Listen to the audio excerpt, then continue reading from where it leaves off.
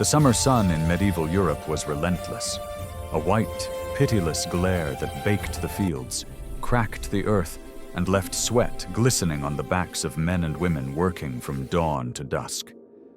There was no shade on the open farmland, no soft breeze in the narrow streets between wattle and daub cottages. And yet, if you could step back in time and look at those people toiling under the blazing sky, you'd see something strange. They were wrapped head to toe in wool. Heavy cloaks, thick tunics, layered skirts, and stockings made from the same material we'd now reserve for winter coats. At first glance, it seems like madness. Why would anyone choose to wear such suffocating fabric in the middle of summer?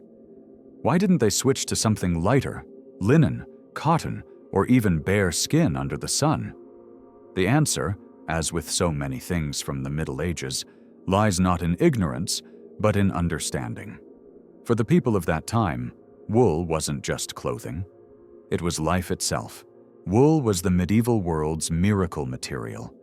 It wasn't simply about comfort. It was about survival. Wool protected against rain and wind, kept the cold away in winter, and, most surprisingly, could breathe in the summer heat. When woven finely and worn loosely, it didn't suffocate the body. It shielded it. It was armor against the elements, a living fabric that adjusted to the rhythm of the earth. The shepherd who wore a thick cloak in July wasn't foolish. He was following a wisdom born of generations who had learned, through experience, that nature's own fiber was far cleverer than it appeared. But there was another truth beneath the surface. Choice was a luxury most medieval people didn't have. Cotton didn't grow in Europe. Linen, made from flax, required labor, water, and expensive processing. Silk was for nobles, a treasure imported from lands so distant they were almost myth. Wool, by contrast, was everywhere. It grew on the backs of sheep that grazed on common pastures, on monastery hills, and in the folds of every rural landscape. It was renewable, plentiful, and within reach of even the poorest peasant. So, when summer came, people didn't change wardrobes. They changed how they wore what they had. Cloaks were loosened, sleeves rolled, and undergarments of coarse linen were added beneath the wool to keep the sweat from soaking through. It was a delicate balance. Layer to breathe, not to bake. Wool's natural oils, the lanolin that made it soft and slightly greasy to the touch, helped it repel dust and rain, keeping the body cleaner in a world where baths were rare. It was protection, not punishment. To the medieval mind, clothing wasn't about personal comfort. It was about function, modesty, and order. Skin exposed to the sun was considered improper, even sinful. The church dictated decency, and the body was seen as something to cover, not to display. So men and women bore the heat, layer after layer, because that was how one lived properly, how one showed respect for self, God, and society. Sweat was not shameful. It was part of existence. And so, across Europe, from the windswept coasts of England to the vineyards of France and the farmlands of the Holy Roman Empire, the sight was the same. Wool everywhere, shimmering faintly under the sun, as if the entire world were cloaked in the same fabric. The irony is that what looks uncomfortable to us today was, for them, a mark of civilization. To wear wool in summer wasn't strange. It was natural. It was the texture of their world, the smell of lanolin and smoke, the soft scratch of homespun tunics, the comforting weight of something that felt as ancient and necessary as the soil itself. It wasn't ignorance.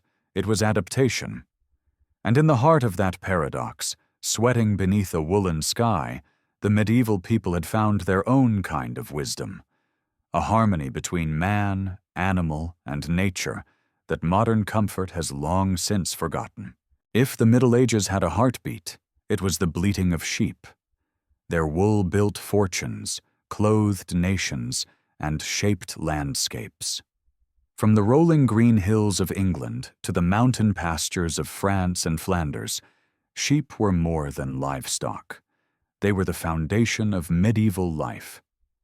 Every layer of the social ladder, from peasant to king, depended on them. To understand why people wore wool, even under the blazing summer sun, you first have to understand how deeply the medieval world revolved around the humble sheep. A single flock could mean the difference between poverty and survival.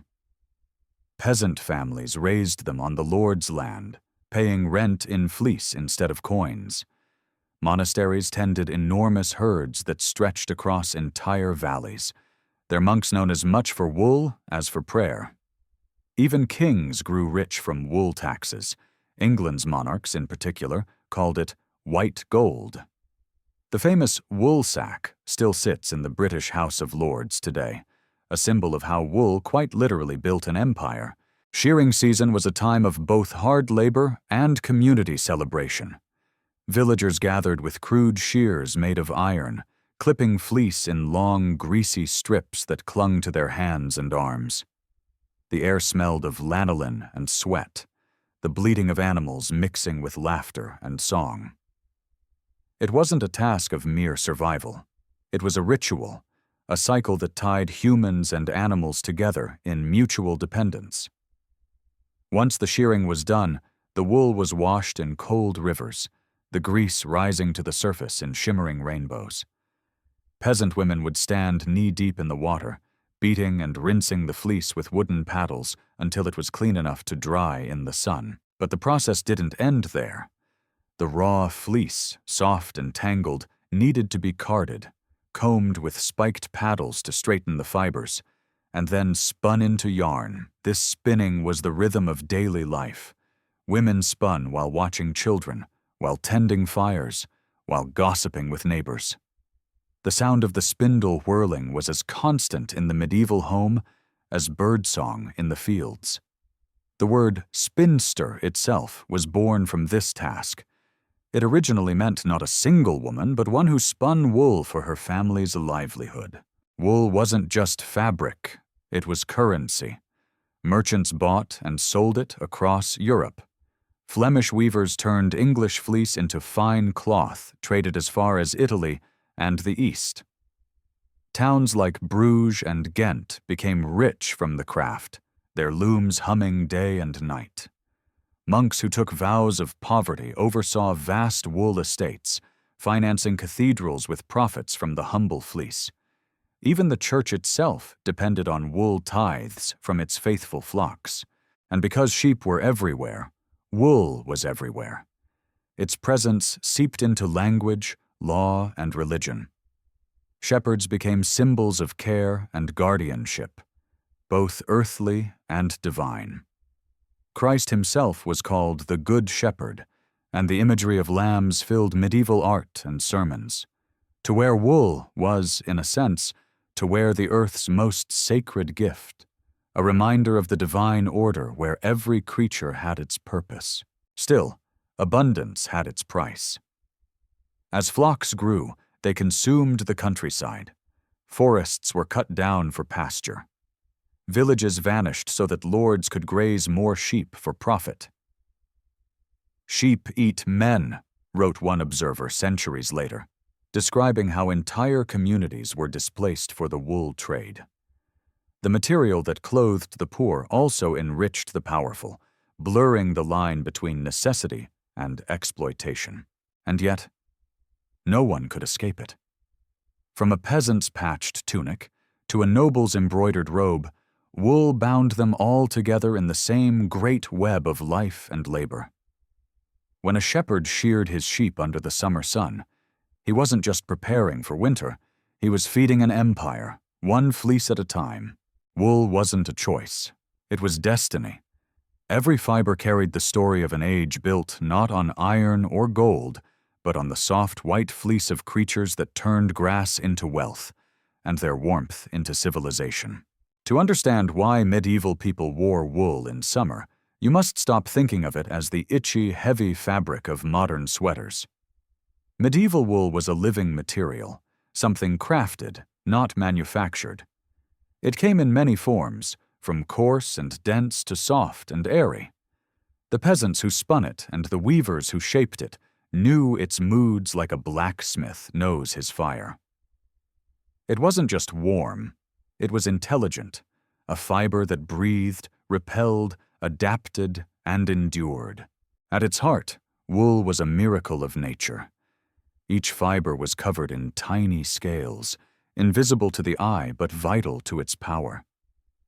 Those scales trapped air, creating insulation that kept the body warm in cold weather. Yet that same airflow allowed sweat and heat to escape when the sun was burning overhead. Wool, unlike linen or cotton, could regulate temperature. It didn't trap sweat. It wicked it away, drawing moisture into the fiber's core where it evaporated slowly, keeping the wearer cool and dry.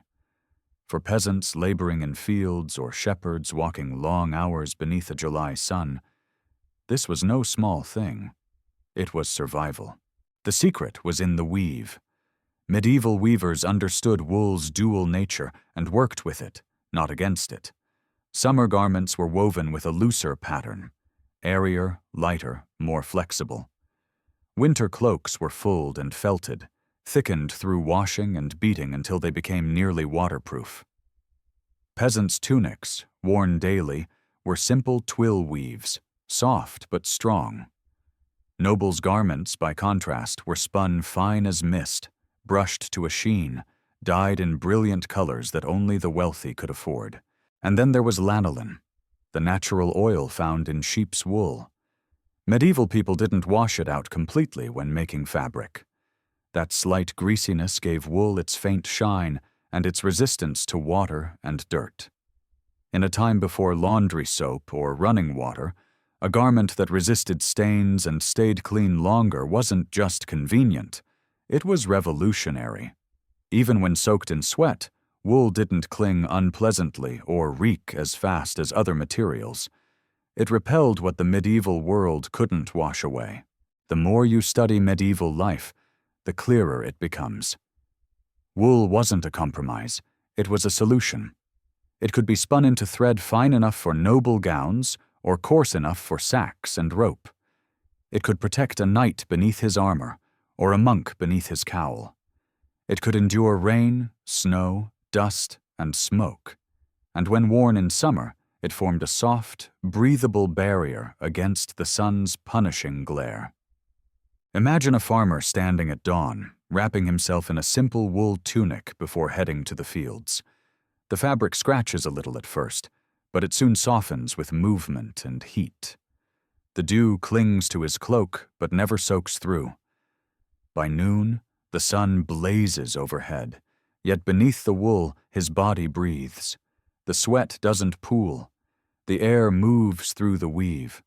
The lanolin glistens faintly, carrying the smell of grass and animal. It's not comfort by our standards, but it is balance, the equilibrium between man, nature, and material. And in the cities, merchants and weavers turned that same material into wealth beyond imagination. In the markets of Bruges and Florence, bolts of English wool cloth sold for more than gold. To wear fine wool was not only practical, but prestigious. Its texture and drape were unmatched, and its endurance ensured that even in an age of hardship, a family's best garments could be passed from one generation to the next. So while modern minds imagine peasants sweating miserably in wool, the truth is more complex and far more ingenious. They weren't suffering fools wrapped in ignorance, they were masters of adaptation. They wore what worked. They trusted the material that had never failed them, that moved with their lives and seasons. That was as familiar as the feel of the soil beneath their hands. To them, wool wasn't heavy. It was home. In the Middle Ages, wool was not just fabric, it was identity. The texture of your clothes, the color of your tunic, even the cut of your sleeves told the world who you were. In a society obsessed with order and hierarchy, cloth became a social language. And though everyone from peasant to prince wore wool, not all wool was created equal. For the poor, wool was a necessity born of proximity. It came from their own sheep, spun by their own hands, and dyed, if at all, with the colors of the land: brown from walnut shells, gray from ash, green from nettles, yellow from onion skins. These hues faded quickly, washed into dull earth tones by sun and labor. The cloth was rough, coarse, and heavy, woven on small village looms that rattled like old bones. It itched the skin and smelled faintly of lanolin and smoke. But to a peasant, that was the scent of life itself, honest, raw, and earned. Their garments were practical: long tunics for men, kirtles for women, cloaks for both, simple shapes designed for movement and durability. Every inch was hand-stitched, often patched and repaired until the original weave could barely be seen. A single wool tunic could last a decade if cared for properly, and when it could not be mended anymore, it was turned into bedding, bandages, or rags to polish pots. In a world where every thread mattered, nothing was ever truly thrown away. For the rich, however, wool was a symbol of power, not survival. Nobles and merchants wore wool so fine it felt like silk, spun from the softest parts of the fleece and woven by master craftsmen in England, Flanders, or Italy. These fabrics shimmered in candlelight, draped like water, and were often lined with fur or trimmed with gold thread. To the touch, they were light, supple, and alive. Color was status. The poor wore what nature provided. The rich wore what alchemy produced. Deep scarlet came from crushed cochineal insects, brilliant blue from rare woad and indigo, and royal purple, the color of emperors, was made from a dye so expensive it was worth more than its weight in silver. A single gown dyed in such pigments could cost more than a peasant's house. Wearing bright wool wasn't just fashion. It was a declaration of dominance, a walking announcement of wealth. The gulf between the wool of the rich and poor grew so vast that laws had to intervene. Sumptuary laws were written to control who could wear what, not just to preserve order, but to remind everyone of their place. In England, a farmer might be fined for wearing cloth above his station. In France, only nobles could wear scarlet or fur-lined cloaks. The idea was simple. The weave on your back reflected the weave of society itself. But even in the highest courts, wool remained the king of fabrics. It draped bishops at the altar, knights at the tournament, and kings upon their thrones. Even when silks and velvets from the East began to appear, they never fully replaced it. Wool was Europe's fabric, and its versatility gave it an enduring prestige no imported textile could match. And yet, despite all the finery, despite all the shimmering dyes and ornate embroidery, both peasant and lord were bound by the same truth. They lived and died beneath the same fabric. The difference was only in touch, not in essence. The peasant's tunic and the noble's robe shared a common ancestor, the fleece of a sheep grazing somewhere under the same wide sky. It's easy to look back and see inequality, but there's a strange poetry in it too. Wool united a world divided by class. The same material that kept shepherds warm in the fields also crowned kings in coronation halls. It clothed labor and luxury alike, a single thread binding together the entire tapestry of medieval life. For the rich, wool was a statement. For the poor, it was survival. But for all, it was inescapable. Let's be honest, the medieval world didn't smell like roses. Daily life was a constant battle against filth, sweat, and the stench of humanity packed tightly into towns without plumbing or sanitation. Yet somehow people managed to survive, wrapped in thick layers of wool even under the summer sun. How? Because beneath the grime and the heat, there was a surprising practicality at play. An understanding of how to live with nature, not against it. First, It's important to understand what clean meant back then. To a medieval person, cleanliness wasn't about being spotless or perfumed. It was about being fit to live and work. People rarely bathed, not because they enjoyed filth, but because full-body washing was impractical and, at times, dangerous. Water carried disease, and hot baths were believed to weaken the body's humors. So instead of washing daily, they relied on layers of clothing, particularly linen and wool, to absorb, protect, and regulate. Under the outer wool garments, men and women wore linen shifts or shirts directly against the skin. These light, white layers absorbed sweat and oils. The wool above them stayed remarkably clean. The lanolin in the wool repelled dirt and moisture, while the linen could be boiled and scrubbed more easily. It was a simple, clever system. The inner layer took the grime. The outer one shielded against it. And as strange as it sounds, wool helped with hygiene.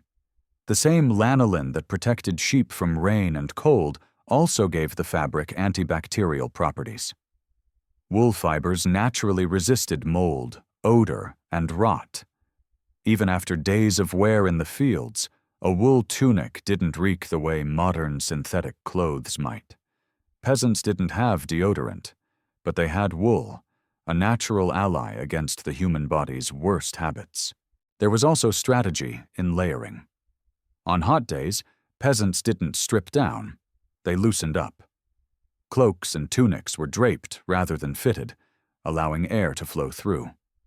The coarse outer layer shielded the body from the sun's direct rays and kept dust from settling on the skin. This was crucial when working in open fields or on dirt roads, where wind could whip grit into every pore. In many ways, medieval clothing functioned like a portable environment, a microclimate that balanced heat, air, and moisture. But make no mistake, life was sweaty, and people smelled. Towns reeked of manure, tanneries, and smoke. Personal scent was an accepted part of life. In the dim, close spaces of taverns or churches, everyone shared in the same heavy, musky atmosphere. Nobles might dab perfumed oil on their gloves or wear sachets of herbs beneath their cloaks, but even they could not escape the mingled odors of humanity and nature. Still, there was dignity in endurance. To wear wool in summer wasn't simply stubbornness, it was resilience. People worked in rhythm with the seasons, resting in the shade when heat peaked, laboring in the cool of morning and dusk. They drank weak ale or watered wine, safer than the questionable river water, and used sweat not as a curse, but as proof of effort. To sweat was to live, to labor, to belong to the earth's rhythm. And yet, in this world of sweat and toil, there was beauty too. Imagine the shimmer of a wool cloak catching the late afternoon sun, or the sound of a woman shaking out her wool skirt as she stood in a doorway, the dust of the fields swirling around her feet. The smell of lanolin, smoke, and soil, unpleasant to us, was the scent of home to them. It was the fragrance of survival. For medieval people, comfort didn't mean softness or coolness. It meant knowing your clothes could endure what you did. Wool scratched, itched, and sweated with you, but it never failed you. It was the body's second skin in a harsh world, one that didn't promise luxury, but offered something far more valuable: endurance. In the struggle between man and nature, wool wasn't the enemy. It was the truce. In the medieval world, clothing was never just about warmth or protection. It was a reflection of belief. Every fiber, every thread, every stitch carried meaning. To wear wool was not merely to dress, it was to express one's place in the grand order of God and man. In a society where faith was woven into every action, wool became more than a fabric. It became a spiritual statement. The church, ever present in daily life, dictated not only how one should live, but also how one should dress. It was no coincidence that monks and nuns, bound by vows of poverty and humility, were clothed in rough, undyed wool. The coarse texture wasn't a flaw, it was a virtue. To feel it scratch against the skin was to remember sin, to be humbled by discomfort, to renounce vanity and luxury. Every itch was a prayer, a reminder of sacrifice and obedience. In monasteries from England to Italy, the scent of lanolin hung heavy in the air as brothers spun and wove their own garments. Wool cloaks dried by the fire after long hours of labor, the smoke clinging to the fibers. For them, the simple gray or brown habit wasn't just a uniform. It was armor against temptation. It marked them as servants of a higher power, clothed not in glory, but in grace. Even beyond the cloisters, the symbolism of wool endured. The sheep, gentle and obedient, represented purity and faith, the flock of Christ. To care for sheep was to participate in divine order, and to wear their wool was to wrap oneself in a literal gift from God's creation. The shepherd, humble and steadfast, became one of Christianity's most powerful symbols. The connection between man, animal, and creator was as tangible as the cloth itself. Among the laity, the Church's influence shaped attitudes toward modesty. Clothing that revealed too much skin was condemned as sinful. The body was something to be hidden, not celebrated. Wool, dense and opaque, provided the perfect material to shield both flesh and spirit. Peasants, who couldn't afford fine linen, found in wool a moral as well as practical refuge, a covering that aligned with both necessity and virtue.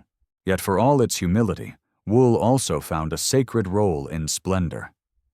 Priests' vestments, though richly embroidered, were often made of fine wool, proof that holiness could inhabit even the simplest materials.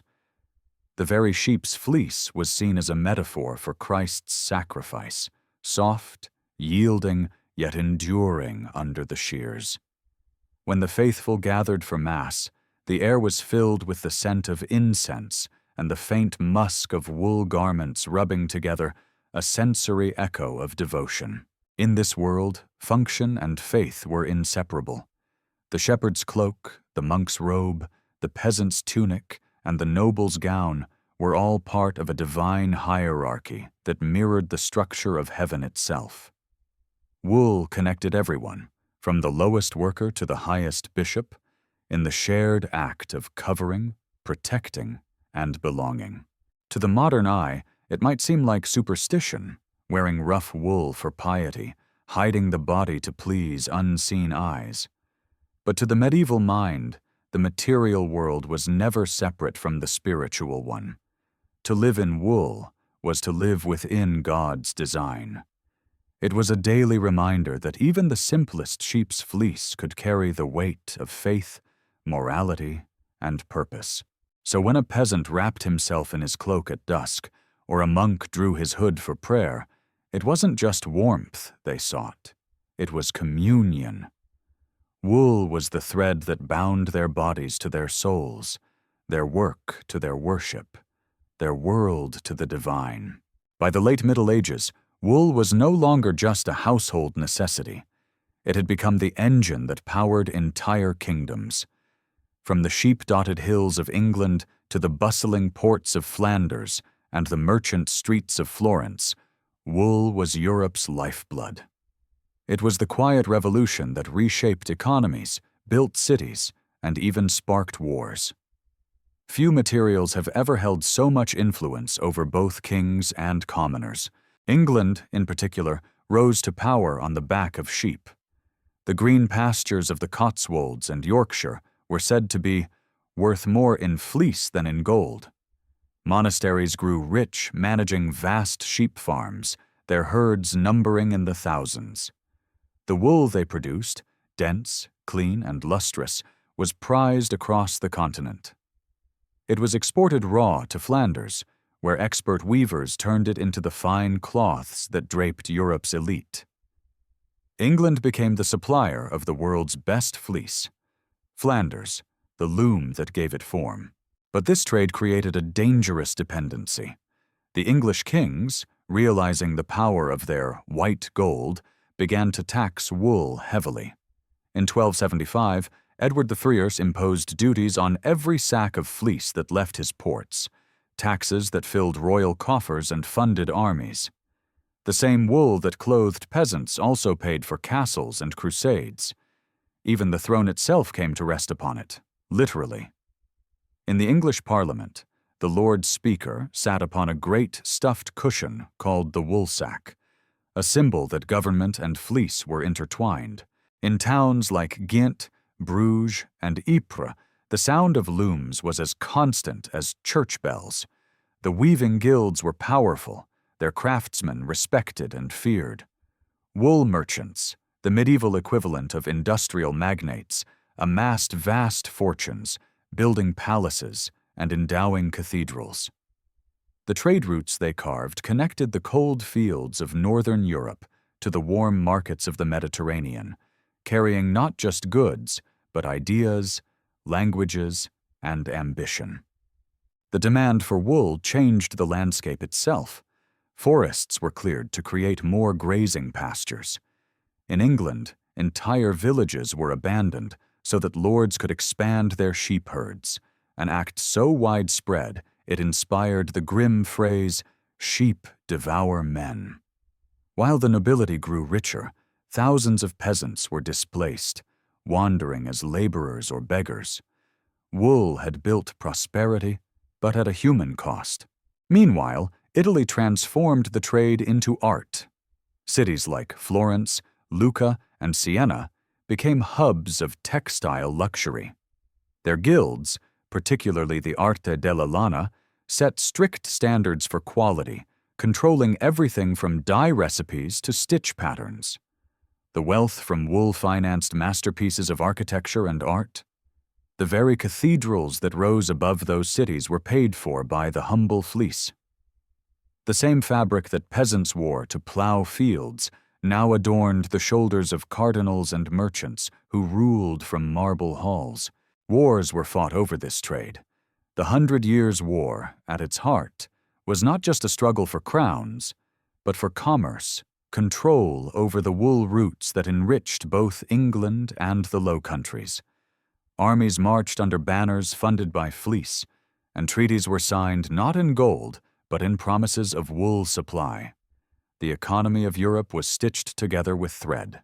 By the end of the 14th century, wool had done something extraordinary. It had unified a continent through shared dependence.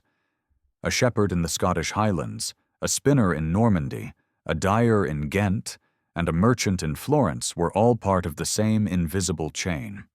From animal to fabric to empire, wool had turned the medieval world into an early prototype of globalization.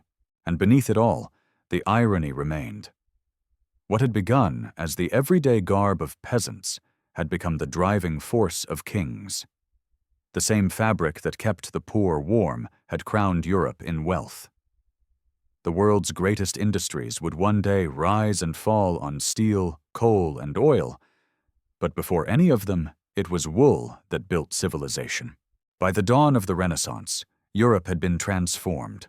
Cathedrals soared, cities thrived, and trade networks spanned continents.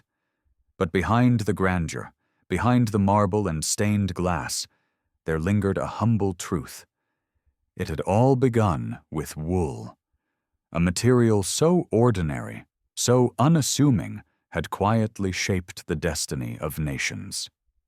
Even centuries later, when silk and cotton took the stage, the memory of wool's dominion remained woven into the fabric of Europe's identity. For the medieval man or woman, wool was more than clothing. It was a way of life. It carried warmth in winter, coolness in summer, and dignity year-round. It connected them to their animals, their land, and their faith. The act of wearing wool was as natural as breathing, as sacred as prayer. It symbolized the eternal cycle of creation. Sheep grazing the fields, people spinning their fleece, and the earth renewing itself season after season. In that rhythm, medieval society found both survival and meaning. Even the poorest peasant shared in something remarkable, a material that was both local and eternal. A tunic passed from father to son, repaired and rewoven countless times, became a story in itself. It bore the stains of labor, the tears of storms, the scent of smoke and sweat, a living record of life endured. Each thread told of fields plowed, children fed, prayers whispered beside hearth fires. To modern eyes, it was rough and primitive. To them, it was everything. In cities, the story continued differently.